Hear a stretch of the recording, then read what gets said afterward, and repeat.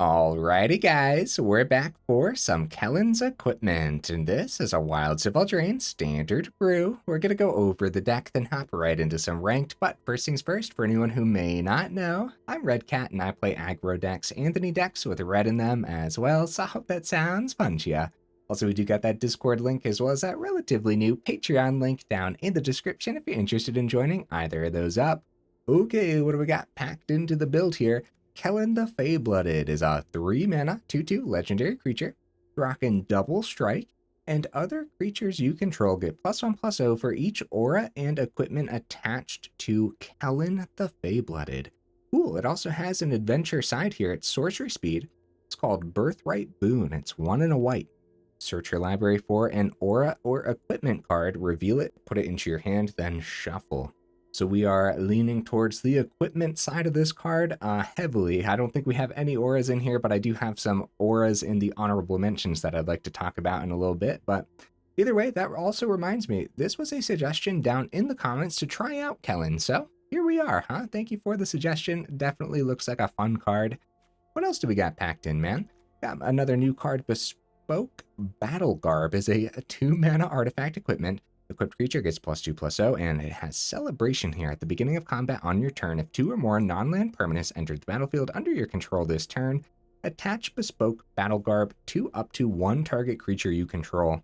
So essentially, it could be a 2-mana free equipment on something, and I think we'll get that Celebration activated often. I don't know how good this is actually going to be, so we only have the 2 of, but hopefully we end up seeing it today, right? And then the equip cost is usually 2 mana, but yeah, hopefully it's just always free in a deck like this. We also have more celebration cards in here. Raging Battle Mouse is a 2-mana 2/1. The second spell you cast each turn costs 1 less to cast. That is a very good ability. It also has Celebration. At the beginning of combat on your turn, if 2 or more non-land permanents enter the battlefield under your control this turn, target creature you control gets +1/+1 until end of turn, which could be really good to slam onto a double strike creature, right? And then we have ways in here to give those double strike creatures trample too, which we know how disgusting double strike trample can be. Monstrous Rage, all 4 of them, dude, is a 1-mana instant speed. Target creature gets +2/+0 until end of turn. Then you create a monster roll token attached to it. Of course, the monster roll is an aura, and then enchanted creature gets +1/+1 and has trample. Beautiful, dude. So yeah, you could slam that Monstrous Rage onto Kellan, and now Kellan has an aura attached to it, so your other creatures get +1/+0, and then also, since this has double strike and it's getting that trample from the monster roll too, so that seems pretty disgusting, huh? Is that all the new cards already? We are rocking a Restless Bivouac over here in the mana base. Enters tapped, unfortunately, taps for Boros, and then for 1 in Boros colors, Restless Bivouac becomes a 2/2 red and white ox creature until end of turn. It's still a land, and then whenever it attacks, you put a +1/+1 counter on target creature you control. Very good land so far, guys. Every time I've used it, it has really come in handy, so yeah. Now is that all the new cards? No, the Irencrag. We have a 1 of in here. It's a 2-mana legendary artifact. You can tap it for a colorless. Okay. Now, whenever a legendary creature enters the battlefield under your control, you may have the Irencrag become a legendary equipment artifact named Everflame Hero's Legacy. If you do, it gains Equip 3, and equipped creature gets +3/+3. And then the Irencrag loses all other abilities. Huh. I like it, dude. You know what? Maybe we should have considered 2 of these, because I'm pretty sure if you have 1 become the Everflame Hero's Legacy, then you could still play like the Irencrag out of your hand and still use it as a mana rock, right? So yeah, maybe we should have considered 2. Okay, now is that all the new cards? I think so. So what else do we got packed in here then? Of course, we got all 4 rabbit batteries, an excellent equipment rabbit that we I guess we don't get to see this too often, huh? 1-mana 1/1 with haste, and then equipped creature gets +1/+1 and has haste, and then the reconfigure is 1 red mana. A beautiful card, dude. Got an Eater of Virtue in here, just acting as just some simple not top end, some front end equipment here. The 1 mana could easily just be free off of the Raging Battle Mouse, which could be pretty cool. And then the bottom ability, there is some stuff that we don't mind hitting. Like we have double strike creatures in here, haste on Rabbit Battery and stuff like that. But realistically, we're just looking at some cheap equipment, and like +2/+0 isn't half bad, so. Okay, we got all 4 Lizard Blades in here. I think the extra, just as much Double Strike packed in as possible seems really cool when we have all 4 Monstrous Rage. And then, of course, the reconfigure cost is only a 2 mana as well, which isn't that bad overall. Rocking a couple Gilded Pinions, it's a 2 mana equipment. Equip is 2, and then when it ETBs, you also get a treasure token, which really comes in handy, dude. Equipped creature has flying. Speaking of coming in handy, flying, dude. Yeah, any amount of evasion happens to be pretty solid, man. Rocking a couple Sword of Once and Futures. That's a 3 mana equipment. Equip cost is 2. Equipped creature gets +2/+2 and has protection from blue and black. Okay, that's a lot of the meta as far as I can tell. You know, fairies, mono black, everything else except for mono red, right? No, we are seeing a lot of other stuff, but still. This is in here just for being a relatively solid equipment, and we are seeing a lot of blue and a lot of black as well. So whenever a equipped creature deals combat damage to a player, you get to Surveil too. Then you may cast an instant or sorcery spell with mana value 2 or less from your graveyard without paying its mana cost.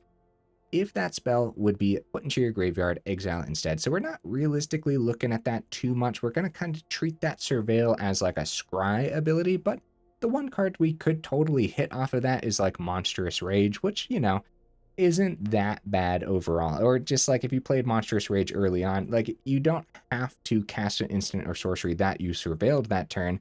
It specifically says from your graveyard. So if you did end up casting that Monstrous Rage early on, you never know. Getting that monster roll onto something else seems like it could be good, right? Okay, Bladehold War-Whip is a 3 mana equipment. It has 4 Mirrodin, so it comes in attached to a 2/2 Rebel. And then the equip cost is a little absurd. It's a 3, a red, and a white. Equip abilities you activate of other equipment cost 1 less to activate. Equipped creatures have the equipped creature has double strike. So another way to get more double strike creatures on the board, but also make our other equipment cheaper too. Sounds really solid, man. We have a single Rhuk Hexgold Nabber here. 3 mana 2/2 trample haste. Whenever an equipped creature you control other than Rhuk, Hexgold, Nabber, attacks or dies, you may attach all equipment attached to that creature to Rhuk. That's pretty cool. You could essentially get this super chunky, but only a 1-of for a reason, right? I don't think, if we had too many of these, I don't think it would be doing too much. But as the 1-of, I kind of like it, man.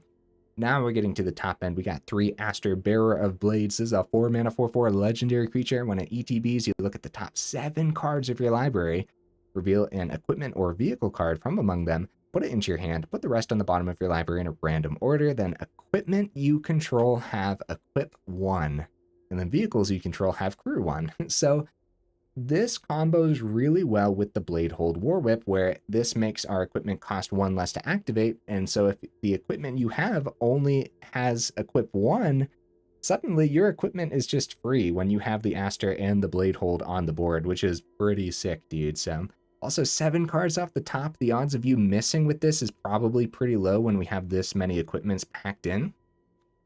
The very top end, Nahiri Forged in Fury is a 6 mana, 5/4 affinity for equipment, so costs 1 less to cast for each equipment you control, which honestly, dude, I mean, getting this down to 3 mana is going to be easy, right?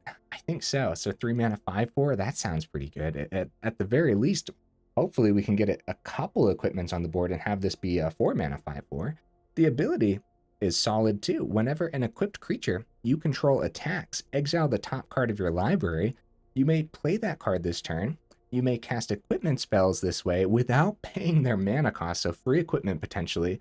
Or you could just see something super important for that combat. Again, like that Monstrous Rage. If we could have if we could have 6 Monstrous Rage in here, I think we would want it. I think it's going to be that essential to the combos that we're pulling off. Okay, the mana base, guys. Seed of the Empire, Crucible. Of course, we got the Battlefield Forge and the Sundown Pass. Already went over the Restless Bivouac. We got some honorable mentions, dude. I thought about Hammerhand.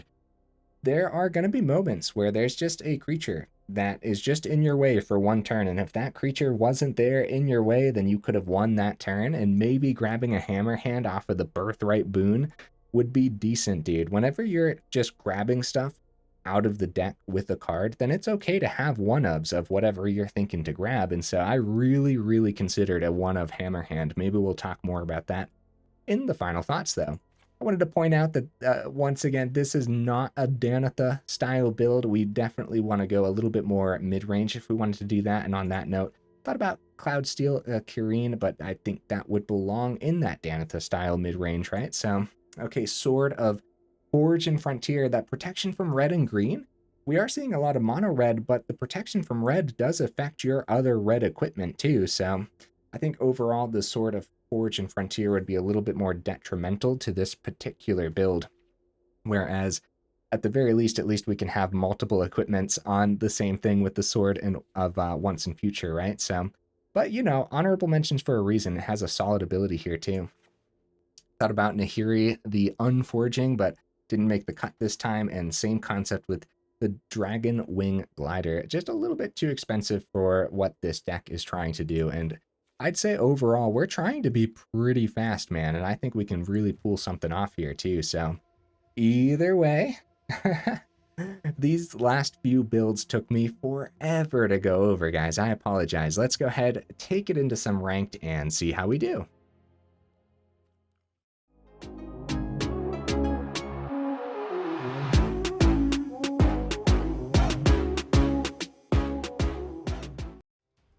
All right, what am I expecting from the build?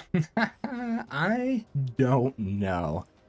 At first glance, you're like, oh, it's an equipment build. I guess we got to consider it jank, right? But at the same time, dude, like, especially while I was going over that deck and, like, going over the different synergies with Monstrous Rage and everything, I feel like we can really pack a punch. So probably somewhere in the middle is what I should expect. No white source. Do we need it? Not with this hand, so maybe we're fine, huh? Rabbit Battery, go, go, go. It's not a, yeah, this isn't a bad hand. We have plenty of white sources to draw from the deck, too. We might just want to equip the, now we'll go for the swing. See if this is a cut down. We'd rather the Rabbit Battery get cut down than the Lizard Blades, because Lizard Blades can't get picked up by Go for the Throat. Alright. That really, really feels like a cut down, or at the very least a cut down style ability. So we're going to go for the reconfigure here. That was one less damage for the turn, but at the very least, we don't lose the Lizard Blades to it, right? Yeah, cut down. Okay. Totally fine, dude. We could have kept, like, the Monstrous Rage open, too, I guess. Nah. Nah, I don't think so. We want to do big things with the Monstrous Rage with our double strike, so. This potentially should have been a mulligan, but when we only had red cards in hand... Oh, see, that totally worked out, man. Rhuk is fine. Sword of Once and Future is fine. Lizard Blades, Monstrous Rage is fine. Let's go with the Rhuk here, I suppose.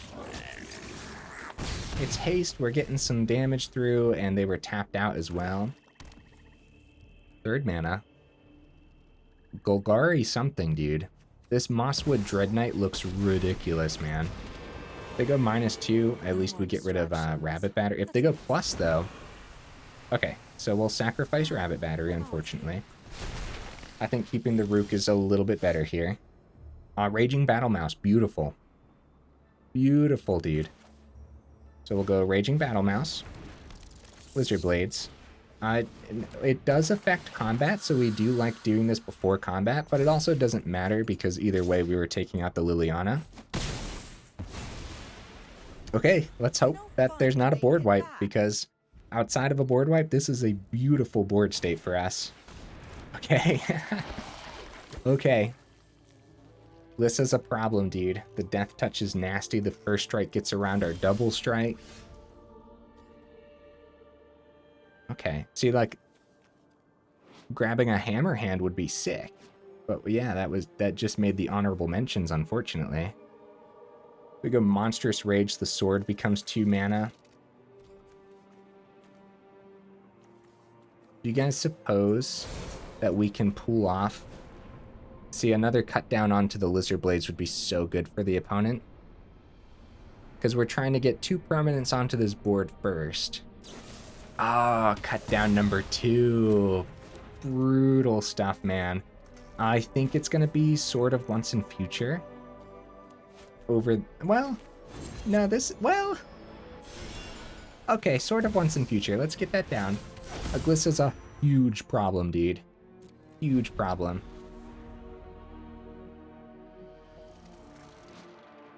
Yeah, the first strike Death Touch is going to be really hard to get around. We do like having the double strike here, but in a deck that could just continue to just pile on spot removal, I don't think it was the Kellan. I think a little bit of setup here, get that protection from black, right? If we look at protection, so this permanent can't be blocked, targeted, dealt damage, enchanted, or equipped by anything black and blue. So if we can get that equipped as soon as possible. See, they did get a green blocker down, so we're probably going to want to equip this to Rhuk to get around the green.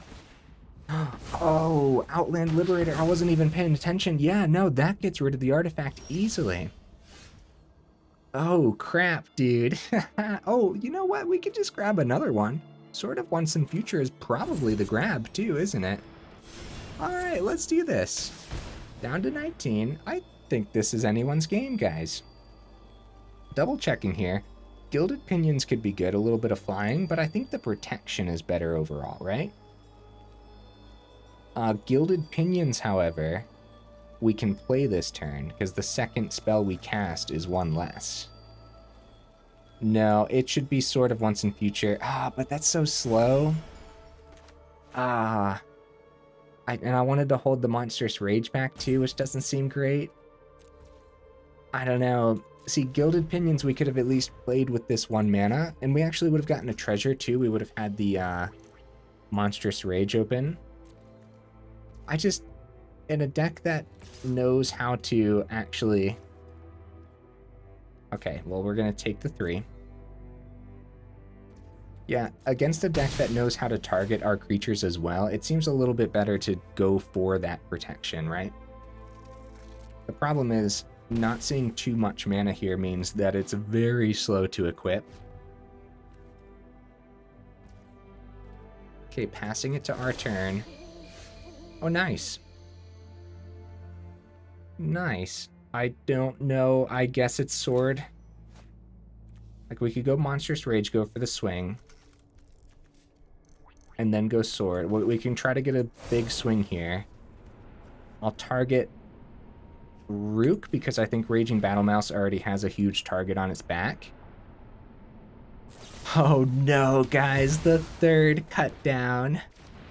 Well, at least we still get to get the Sword of Once and Future down. And hopefully prepare to equip that as well. Oh no, opponent. Don't do it, opponent. Don't do it.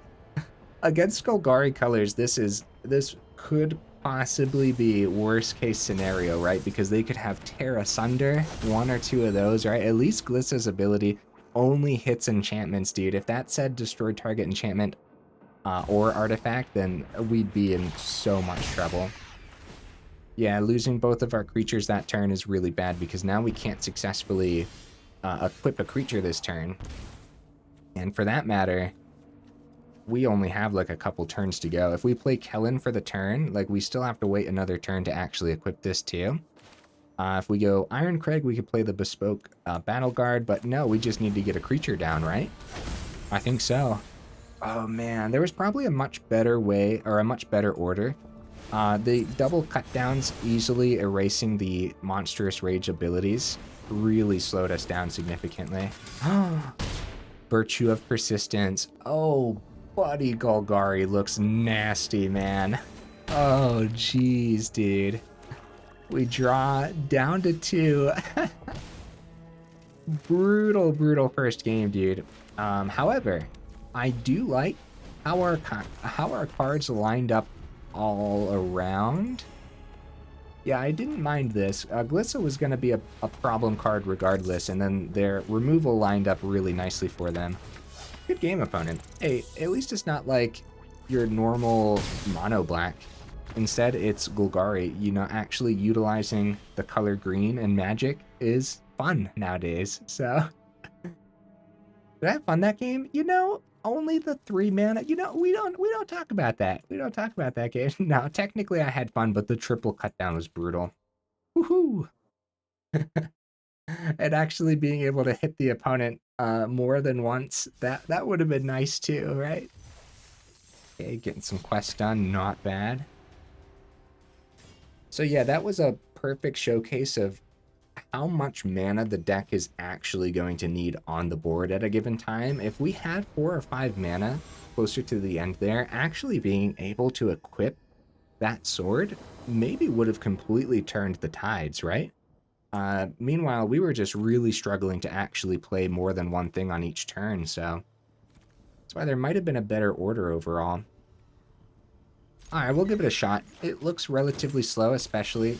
Nice, we got an untapped land. That's beautiful, dude. So we can actually play our Lizard Blades next turn. And then our turn 3's looking nasty, man. Alright, make disappear number 1 out of the opponent's hand. And we have Lizard Blade for next turn, too. Okay. Make disappear number 1 out of the opponent's deck. Keeping 3 open. Oh, it's definitely Rabbit Battery over Lizard Blades, huh? Especially now that we have 2. Wow, that just landed without any issues, huh? Let's go for the Battlegarb then over the Lizard Blades, because there could be a Depopulate next turn. Cool. Cool turn, man. Oh, Elspeth Smite. Aw, man. Aw, jeez. See, this could have been a Depopulate turn, but now it kind of looks like it's going to be Wandering Emperor. Lizard Blades. Rabbit Battery first, I suppose, so we have the 2.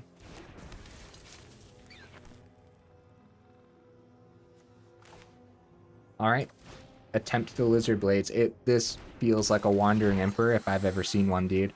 Go ahead and equip that Battlegarb to the Rabbit Battery. See, very, like, little cool things going on here, man. Exile happens, at least we get to keep the how do we pronounce this? Bespoke Battlegarb, yeah. I want to say, like Battle Grab for some reason, and... Okay, so they know the Wandering Emperor was probably going to die, so they go for the Chump Blocker here. Bladehold War-Whip is pretty good. That's really good, actually, isn't it? I'm going to go for that. That's a terrific draw, dude. They have 3 cards in hand, 4 mana open. This activates the Celebration onto the Lizard Blades. This is so cool, dude. This is really neat. Actually, like the Bespoke Battlegarb really doing a thing this game. Go for the block. Yep, it's a simple chump block. Oh. Then they can actually trade here by going a +1. Oh, man. We still have the Battlegarb, though. -1, get a chump blocker. So Monstrous Rage is probably going to be decent. Oh, Invasion of Arcavius. Yeah? Library or graveyard for a card outside the game? Oh, they grab a Silver Scrutiny. Oh, they're planning on restocking their hand, dude. They have 1 mana open. We have to take out that Wandering Emperor this turn, so that Monstrous Rage is going to be it, right? Look at this big damage we could hit to the opponent's face. With the equip in the Monstrous Rage. That's really cool, huh? I'm going to keep... I guess we might as well still equip it though, huh? And I guess we go before combat. I guess this is fine and dandy. We actually, if we go to combat, then it's free, right? Yeah, there we go. That's a 7/3 double strike trample, guys. That's really cool, but we have to target Wandering Emperor, unfortunately. And we went for the trample there. We'll still have trample next turn, luckily. But yeah, that would have been an extra +2/+0 on the double strike, an extra 4 damage to the opponent's face that turn too, if we would have swung face. But then they had the exile immediately, so we had to target the Emperor. They skipped swinging at the invasion. Nahiri chilling at 4 after we lost the Lizard Blades. And all the Rabbit Batteries, too, for that matter. This Nahiri could have been really cheap. Oh, Sunfall. Oh, man. Nothing to give haste. We do have the Restless Bivouac. They skip the Silver Scrutiny here. Only 1 mana open. Brutal stuff, guys. If we go... Seat. We have 1, 2. We have 1, 2. Then we could play, so we can grab. We can grab something here. Sword of Once and Future might not do anything against this particular deck, right? We have 3 available. 3 mana available after this. Maybe it should be Rabbit Battery to give haste to Nahiri next turn. This is a tough decision, dude. Like a really tough decision. Quit for 1. I'm gonna go Battery for next turn. And we're gonna get the Kellan down here. Unfortunately, you know what? I am gonna take that Irencrag action too. That's an extra equipment on the board now, so Nahiri gets even cheaper. And we're gonna do our dandiest to equip as much of this as possible to the Kellan. This is cool, dude. This is really cool. Opponent has 2 cards in hand. They do have the Incubator to chump block for the turn, unfortunately. 2. We could give haste to the Nahiri instead of the, and then equip the Bespoke Battlegarb to the Kellan here. Right? So we go, you give haste to Nahiri. Autopay down to 17. This was equipped for 3, so then we equip you to Kellan. Holy cow, guys. Look at that damage, dude. Look at this board state right now, man. How cool. How cool is this? Alright, Wandering Emperor number 3.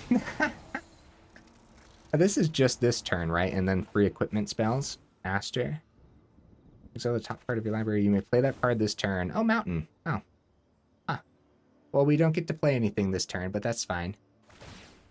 We're going to transform. Is it going to be just a block? Oh, Wandering Emperor number 3. I was joking. Wandering Emperor, why? I was joking, bro. Okay, we get to keep that Rabbit Battery. They get to restock. Oh, nice. We didn't play our land yet, so. All right, we want to play around a board wipe as much as possible here, so equipping is totally fine. Oh, buddy, if we can get this victory, this one will feel so good, guys. We need to see, like, that Monstrous Rage or something. They might as well max out this Scrutiny for the turn. Restock their hand, and then hopefully, yep, they're going to max it out. 6 cards in hand, guys. Let's see if we can win this turn, huh? Because that would be best case scenario. Sword of Once and Future is blue and black, so it does not get around. It just does not get around this chump blocker, unfortunately. We go Restless Bivouac for the turn. +3/+3. See, if I would have went for the Gilded Pinions instead of the Rabbit Battery, we could have flown over. Maybe it's just Restless Bivouac for the turn, guys. It's not like the greatest. It's not like the worst. What we end up doing here is going a little bit wide, so. 2 attackers. Off that to a 5/4. They chump the Kellan.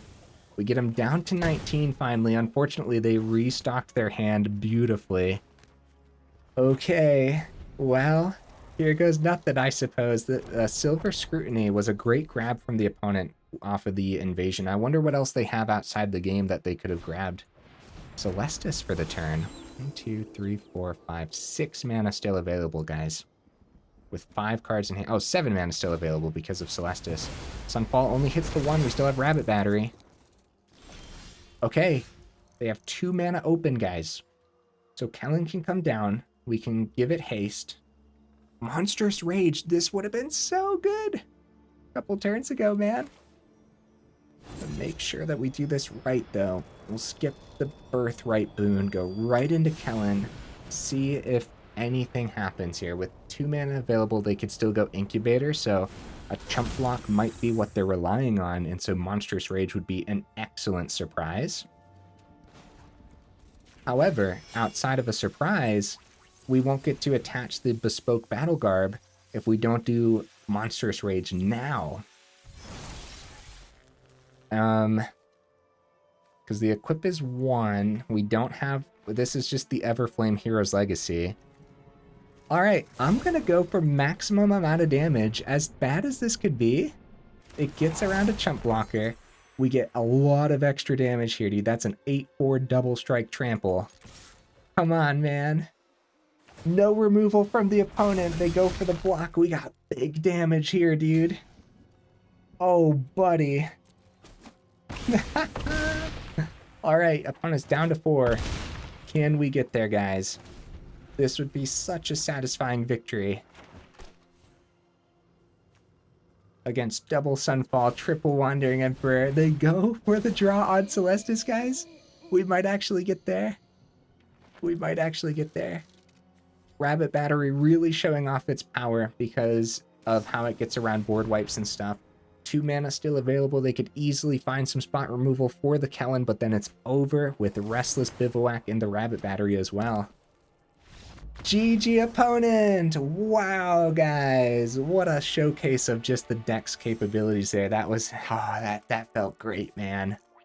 That felt great. Hey, why couldn't that be the first game, huh? Arena? That was fun, dude. That was a good time. Yeah, very, very good game, opponent. Just, woo! Woo! Opponent's decks are scary business. I don't even know where to start with half of them, dude. There's just way too much removal packed into Standard, but we've been saying that for a very long time, so... Yeah, the deck somehow has to have a lot of ways around that removal, and luckily we were able to just consistently continue to, like, put stuff onto the board and just, yeah, continuously pile stuff out. I don't know if this is the greatest hand, but we're going to give it a shot. We're going to guarantee the turn 2 Raging Battle Mouse over the turn 1 Rabbit Battery 2. Because getting that down, on turn 3, that could be absolutely disgusting as well. Okay, Raging Battle Mouse. So, if we go Raging Battle Mouse number 2, if we see a land off the top, Battle Mouse number 2, now we wouldn't be able to do Astor because of the... Oh, well, I mean that. So we had this mana here I was ignoring. Okay. So I guess it's going to be Battle Mouse number 2? Battle Mouse number 3? I mean, it's not bad, dude. All into 1, 2, 3, and then we get that swing. Pretty good. Nice. 5 damage getting through. We probably need a pretty good draw next turn, though. Okay. -2 gets rid of one of these. Okay. That's not bad. We still have 2 Raging Battle Mouse, so if we go Rabbit Battery... Oh, a land anyways. Well, we can still successfully go Rabbit Battery into Astor for 2 mana. And then we can actually give it haste. Oh, Bladehold. That's probably pretty good, huh? Okay, reconfigure, or just equip 1 since that's the Battlefield Forge, right? Okay, and then we'll go all into 1. No, I'll spread this out like this. Do we let them keep this for a turn? I think we do. I think we do. It's either 6 damage to their face or a trade, or they lose the Liliana and the Tenacious Underdog like that. That seems pretty good, dude. That seems excellent, man. Alright, 4 mana for the opponent. Golgari again? Oh, no. Sheoldred. Ew. Ew. Sheoldred's pretty bad, dude. Bladehold, totally fine. That gets the celebration immediately here. This is 0 mana. And we can equip it for 0 as well because Astor and Bladehold is on this board. Actually, if we go into the double strike here, we can equip with Rabbit Battery onto the double strike as well. And then if we go with the Raging Battle Mouse ability onto this, it's a solid trade. And if it's either 15 to face or they block with Sheoldred into Astor or chump into the Rebel. Oh, they have to block the Rebel here because they're at 12. Yep. So it gets around Sheoldred because of the double strike. This is wild, dude. What on earth, man? Okay, end turn. Oh. Okay, then. Okay, then. GG opponent. No board wipe in their deck, I suppose, huh? Wow, dude. How far are we? 35, 36 minutes? Okay, yeah, we totally have time for one more game. That was really... that did a lot. I don't even know what to say about that, man. Sometimes the deck just does a thing. Sometimes the decks we put together like are so bad at doing the thing that I'm like so taken aback by when the decks do the thing that I'm just like speechless. But yeah, that was kind of wild, huh? Raging Battle Mouse just showing off its power in a build like this too, so. Opponent goes first. Oh yeah, oh this is a bad hand, right? Slow for the opponent going first too. Last hand of the evening though. Could we pull this off? No, I think we'll actually mulligan. We'll try to get a good last game in for you guys. Okay, yeah, much better. The question is, do we... No, we send the Sundown Pass, right? Because there's a lot better chance of us just seeing more mana off the top than one of our other important cards, so... Also the ramp on the Pinions, too. Kumano, oh no. A perfect test against this deck, dude. Alright, we're planning for a guaranteed Raging Battle Mouse next turn. Hopefully the opponent doesn't keep burn open. Nope, it's gonna be a 3/3 Feldon. That is equally as scary, though. Okay, mountain, another mountain. That's not bad. We go Raging Battle Mouse and a free Eater of Virtue for the turn. Okay, Nahiri is 5 mana. Once the Pinion is down, it'll be 4 mana. Battle Mouse is out of this equation, man. At least we got a free Eater from it, which kind of helped the slow first turn with the Sundown Pass, right? Look at the equation, swinging for 5. They're going to be a great way around this. Bladehold, that's pretty good. First strike's great. Double blocking Feldon's terrible, though. Gilded Pinions will have 2 mana. No, it's Bladehold. That was a really good draw, wasn't it? That was a really, really good draw. All right, that is a 4/2. Double strike. Burn from the opponent is likely, I would say. But it's worth the shot because what was Gilded Pinion gonna do? You know what I mean? 3rd mana. Oh dear. Oh dear, mono red. It's gotta be, man. Mono red has so much burn packed in. Okay, lightning strike number 2. Eater and the blade gets to stick around for a turn. 4th mana off the top. Okay. So we have the 4 for Nahiri, or we could go Gilded Pinions. Make it cost 3, use the treasure. At least we'll have the Pinions on the board too when it comes time then. I don't mind that. I don't mind using that treasure that way. Right? And then we have the free equip on the Eater. And Nahiri, Forged in Fury here, is probably a little bit harder for them to get rid of, right? They could double down on burn, though, which would be bad. They do have 3 cards in hand. They could power up that Foundry, too. Oh, Nahiri's Warcrafting. Oh no, against the Nahiri too? Oh, jeez, bro. Oh, it wasn't the GG that turn though. I mean, it's still... Oh, we are definitely playing that Monstrous Rage on one of the opponent's cards. The Feldon, probably, right? Aw, that's not the fun way to do it. I was gonna give you the Monstrous Rage. There you go, Feldon. You could still be a monster. Hey, good game, opponent. Good game. Woo! Yeah, when it did a thing, it really did a thing, and when it really didn't do a thing, it really didn't, huh? So, like that game, we were like taken out of the equation. I guess 3 burn spells in a row was enough. Wait, where did the second? Oh yeah, it was just Lightning Strike, Battle Mouse, Lightning Strike, Bladehold, and then right into the Nahiri's Warcrafting on our Nahiri, no less. Yeah, keeping creatures off this board is so essential for us to not absolutely pop off, and that's definitely something we got to talk about here in the final thoughts, huh? What pack did we get? Ooh, Eldraine? What we got? What are we getting here, buddy? Reveal all. Oh, Restless Fortress, nice. And a leyline for the older formats, I guess, right? The Restless Fortress seems solid, dude. All the Restless lands really do. Okay. Kellan's, oh, that was my 4th one too, nice. I don't know how often we'd want 4 of those in a build, but still.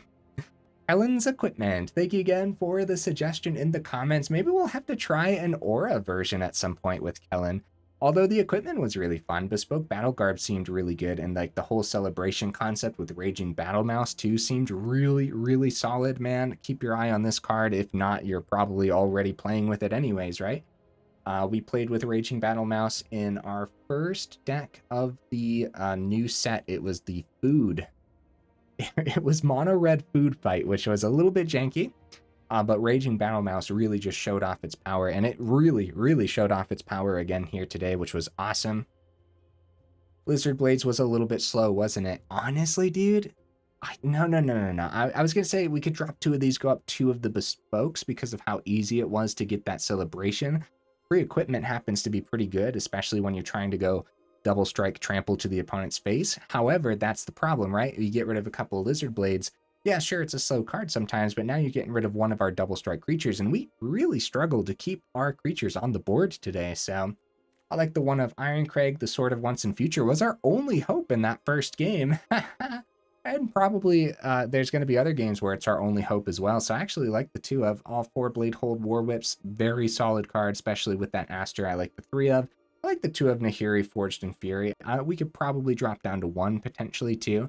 The Rhuk didn't really do a thing today, and I'm not 100% convinced that it actually will do anything in this particular build, so we could potentially get rid of that 1 of as well. Maybe go up that 4th Kellan because it seemed pretty solid, especially when we have that adventure side. Adventures just happen to be really good anyways. Gilded Pinions solid too, both of them. I like it. I wouldn't drop down to 1. The extra ramp with the treasure is going to come in handy, and that flying is going to help you end so many games. It's not even funny, man. So yeah, I think that there's so many moments where we're just like, oh yeah, if we just had flying for the turn, yeah, I guess we would have won this game, huh? So, like, yeah, I guess for equipment style builds especially, I'm not saying pack this into all your aggro decks, but like, when it works, it has equipment right there on it, so we can always grab it with the Kellan and try to fly in that way, or just like, yeah, I don't mind it at all. Even though it seems like it should be a relatively janky pick, I think it's solid. Monstrous Rage, dude. How many decks does this belong in? A lot of them. We struggled today to actually have it land on a creature because the opponents had so many, like, cut downs just chilling in their hand at the ready, right? So, that is the downside, right? You got to target and it actually has to land, but that's kind of like how all these cards are, right? Like, you could still, like, if this was like, if this had green in it, for example, and we had protection spells here, like, they could still play another removal spell on top of the protection spell too, if it was like Tameo Safekeeping or something.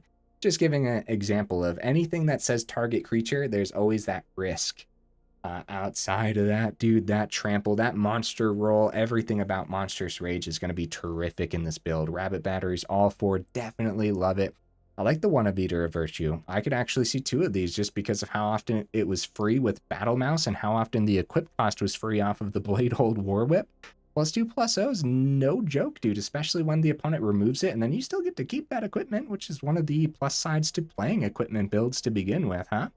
Mana base was fine. I think the 23 might have actually been too low at some times, but I also think that if you go up to 24, you definitely don't want to go up to 25. You'll end up flooding out too much, probably. If you go up to 24, you might be pushing it when you're getting things pretty cheap with Raging Battle Mouse and things equip cost pretty cheap with Bladehold and Astor as well. So I think I do like the 23 land as well. So guys, what would you add or take out? Let me know in the comments. I think that there might actually be a little something here, but we need to figure out a way to keep our creatures on the board a little bit more effectively.